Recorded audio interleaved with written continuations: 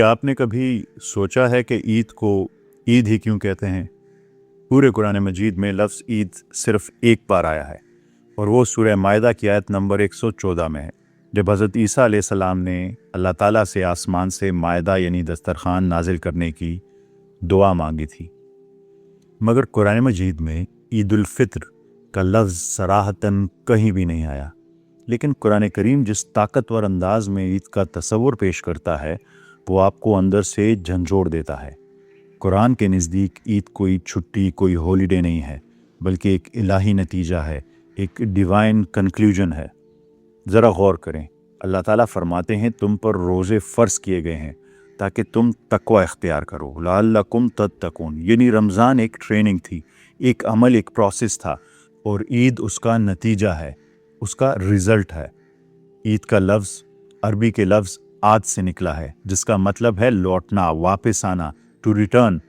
पर सवाल ये है कि किसका लौटना, कैसा लौटना, कौन लौट कर आएगा?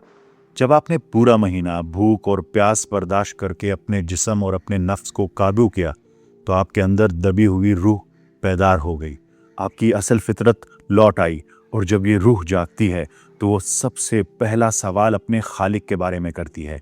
इसीलिए रमज़ान की मुतालिक जो कुरान करीम में आयतें हैं, एक ही जगह रमज़ान का जिक्र है, उसमें अल्लाह ताला फरमाते हैं वइज़ा सालका इबादी अन्नी फ़इन्नी करीब।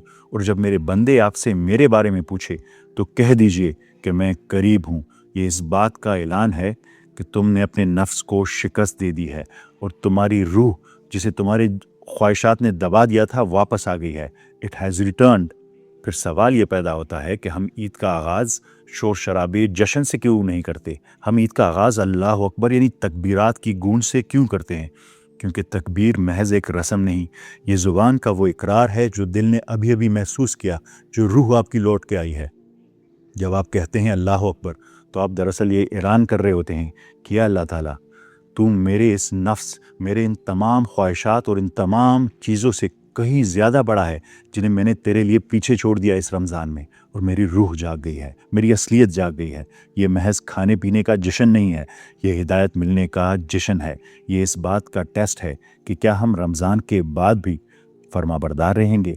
क्या हमारा तकवा भूख ख़त्म होने के बाद भी हमारी रूह ज़िंदा रहेगी, जिस्म पर गालिब रहेगी? ईद इबादत का इख्तिताम नहीं, ये उसका तसलसल है, ये उसकी कंसिस्टेंसी का आगाज़ है। लेकिन क्या ही अच्छा हो कि इस ईद पर आपको जन्नत का टिकट भी मिल जाए। मैं आपको समझाता हूँ कि कैसे। ईद मनाने से पहले एक ऐसे शख्स की कहानी सुने जिसे इस दुनिया में जन्नत की खुशखबरी दे दी गई। मस्जिद नबवी का पुरसुकून माहौल था। नबी करीम सल्लल्लाहु अलैहि वसल्लम अपने सहाबा कराम के दरमियान तशरीफ़ फरमा थे कि अचानक खामोशी टूटी और आप सल्लल्लाहु अलैहि वसल्लम ने इरशाद फरमाया, अभी तुम्हारे सामने एक शख्स आएगा और वो अहले जन्नत में से है। ज़रा सोचिए उस वक्त सहाबा कराम की क्या कैफियत होगी। हम सब जन्नत के मुतलाशी हैं, सबकी नज़रें बेताबी से दरवाज़े की तरफ उठ गईं। इतने में एक अंसारी सहाबी अंदर दाखिल हुए। उनकी दाढ़ी से वज़ू का पानी अब भी टपक रहा था और उन्होंने अपने जूते बाएं हाथ में पकड़े हुए थे, एक बिल्कुल आम सा खुलिया। अगले दिन नबी करीम सल्लल्लाहु अलैहि वसल्लम ने फिर वही बशारत दी और हैरत अंगेज़ तौर पर वही सहाबी, वही अंसारी सहाबी दोबारा दाखिल हुए। तीसरे दिन आप सल्लल्लाहु अलैहि वसल्लम ने फिर फरमाया और मुसलसल तीसरी बार भी वही अंसारी सहाबी मस्जिद में दाखिल हुए। 3 बार जन्नत की बशारत। हज़रत अब्दुल्ला बिन उमरू रज़ियल्लाहु तआला अन्हु ने ये सब देखा। एक नौजवान सहाबी की बेचैनी जाग उठी। आखिर इस शख्स में ऐसा क्या ख़ास है जो हम में नहीं है? क्या ये रातों को सोता नहीं है? क्या ये सारा माल अल्लाह की राह में लुटा देता है? वो इन अंसारी सहाबी के पीछे चल पड़े। वो एक बहाना बनाकर 3 रातें उनके घर गुजार देते हैं। हज़रत अब्दुल्ला रात भर जाग कर उनका इंतज़ार करते रहते, लेकिन जो उन्होंने देखा इसने उन्हें मज़ीद उलझा दिया। वो शख्स रात को कोई भी तवील तहज्जुद नहीं पढ़ता था।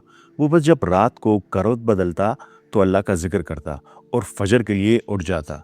दिन में भी कोई गैर मामूली इबादत नहीं थी, ज़ुबान पर बस अल्लाह का जिक्र और भलाई का अल्फाज थे। 3 रातें गुजर गई। कोई पहाड़ों जितना सदका नहीं, کوئی رات بھر کا قیام نہیں، تہجد نہیں۔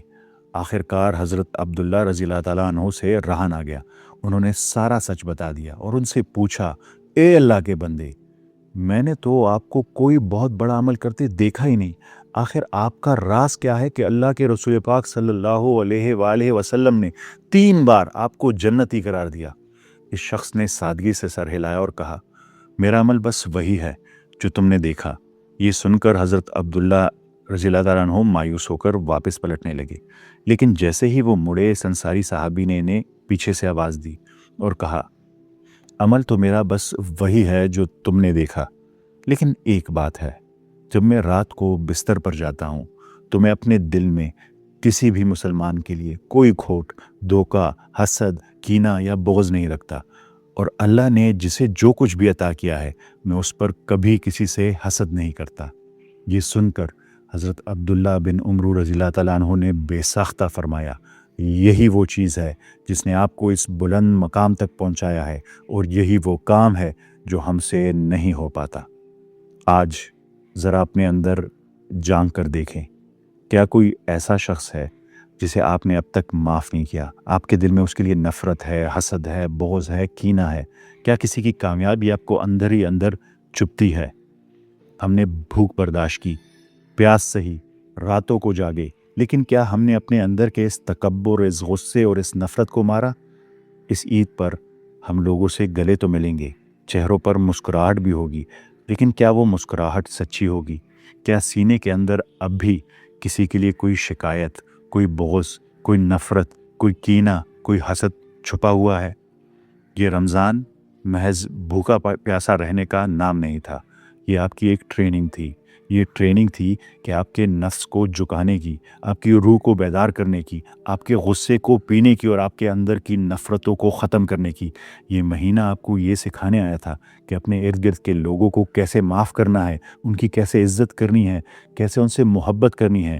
اگر اس پورے مہینے کی مشقت کے بعد بھی عید کا چاند دیکھنے تک ہم لوگوں کو دل سے معاف نہ کر سکے، اگر ہم آج بھی اپنے سینے میں نفرتوں کا بوجھ اٹھائے پھر رہے ہیں، تو یاد رکھیں، ہم نے جنت کا وہ سب سے سستا اور سب سے قیمتی ٹکٹ گوا دیا ہے جو اس انصاری صحابی کے پاس تھا۔ نمازیں اور روزے تو ہم رکھ لیتے ہیں، لیکن سب سے مشکل کام ایک صاف دل کے ساتھ جینا ہے۔ عید پر اپنے دلوں کو ہلکا کریں، ان سے گلے لگے جس سے آپ گلے نہیں لگے، معاف کریں، محبت بانٹیں اور ایک دوسرے کا احترام کریں۔ اے اللہ، ہمارے دلوں کو بغض اور حسد سے اور نفرت سے پاک کر دے، اور ہمیں ہمارے اخلاق اور اپنی رحمت کے ذریعے جنت والوں میں شامل فرما۔ آمین۔ اپنی دعاؤں میں مجھے، میرے گھر والوں کو ضرور یاد رکھیے گا۔ میری طرف سے آپ کو، آپ کے تمام گھر والوں کو بہت بہت عید مبارک۔